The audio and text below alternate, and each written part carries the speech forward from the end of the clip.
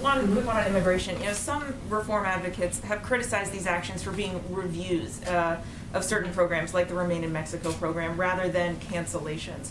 Why review and not reverse some of these programs? Sure. Well, part of our effort, Mary, is to assess the damage that has been done by the policies that were put in place by the prior administration. We want to act swiftly, we want to act promptly, but we also need to make sure we are doing that through a strategic policy process. And the president's commitment to immigration is indicative in the fact that he announced an immigration bill his first day in office, and that he has signed, and after this afternoon, a number of bills to overturn the immoral actions of the prior administration.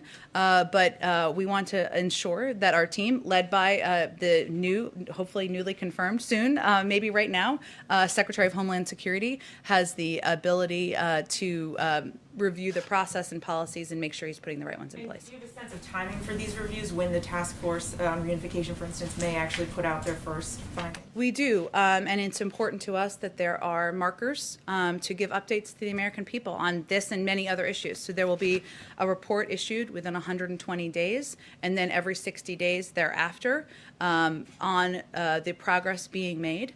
As I think you all know from covering this issue, this is very difficult. It's emotional for a lot of people for understandable reasons. And we need to find out first where all these kids are and figure out where their parents are. And so we are starting at square one here, but our team wants to ensure that we are providing an update on what progress we're being made, how it's going to be approached, and what the task force will be able to get done. Go ahead. On the same subject, and this is going to be really big news across Latin America, especially in those countries where people have come from. What is the Biden administration's message to people who may see this in the news in the next few days and think, oh, they're changing the policy, now might be a good time to go north? Well, the message continues to be what it has been, and I appreciate you asking the questions, because it is confusing as we take a lot of these steps forward.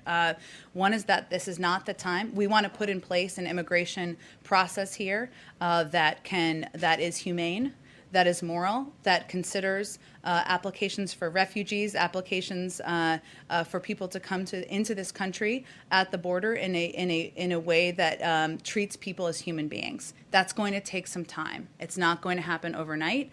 Obviously, we have a bill that we are hoping will be able to move through Congress. But we also feel, I don't think any parent can look at what's happened to those kids over the last couple of years and not feel that we should do everything in our power to get those kids back with their parents. So we are trying to repair the damage and the horrific actions of the prior administration by trying to do everything we can to reunite these kids with their families. But it remains a dangerous trip. It remains a time. This is not the time to come to the United States. We need the time to put in place an immigration process so people can be treated humanely. One of the other things that immigration groups have been talking about, some Democrats as well, is the idea of potentially some kind of executive action that would shield immigrant workers who are considered essential workers from the threat of deportation. Is that being considered? Is that being worked on? This will not be the end of our immigration actions or efforts to work on these issues. I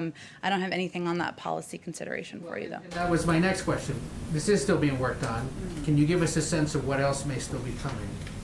Well, then I would be getting ahead of a policy process, which I can't do from here, Ed. But this is a priority to the president to do everything he can, obviously putting forward the bill, but also taking the executive actions he had in his power to take to overturn the immoral steps of the last administration. So that's why he's doing all of these, taking all of these steps within the first 2 weeks of being inaugurated. I suspect the answer to this one might be similar, but I want to ask it anyway. Sure.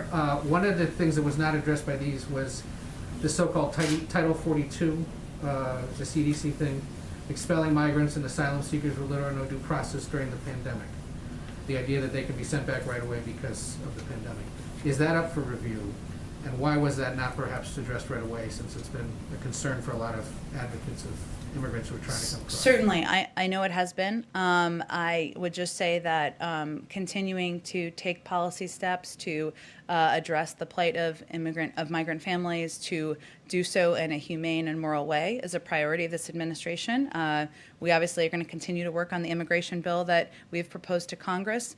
These executive actions are just part of our strategy, and if there's more to report to you on that, I'm happy to get to you directly. Go ahead. Can I follow up on the immigration question? The executive orders as have been described so far don't actually change or raise the refugee cap, which, as you know, President Trump reduced substantially. Doesn't also order the immediate release of children from ICE detention. The president has said that that's something that should be done immediately. Why didn't he do it today? I think we're going to have more again soon in the coming days and weeks on more steps and actions that the president is interested in taking. So I'm just not going to get ahead of that right now. So you're saying he might still do it, but just isn't doing it immediately? Again, I was saying that there are additional steps the president will take, our policy teams will take, our experts will take to address immigration in a humane and moral way. There are also a number of steps that are under the purview of the Department of Homeland Security and Secretary Mayorkas, who, of course, as you know, his confirmation was a bit delayed. Some of those are going to be under his purview, and so I'd point you to them to also engage with on some of those questions. But there is more the president will have to share on refugees and other issues soon.